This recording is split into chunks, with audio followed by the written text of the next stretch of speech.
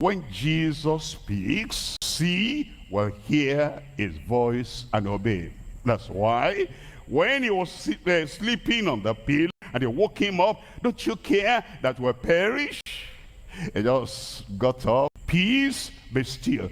And the sea heard his word and calmed down. He looked at a tree as they were passing by. No man eat fruit out of this tree anymore. And the tree heard. And when Jesus speaks tonight, your sickness will hear.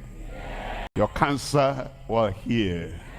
But before you open your eyes, cancer packs its load, is gone. It's because when Jesus speaks, cancer hears, deafness hears, blind eyes hear, and all your infirmities, they hear. You are free.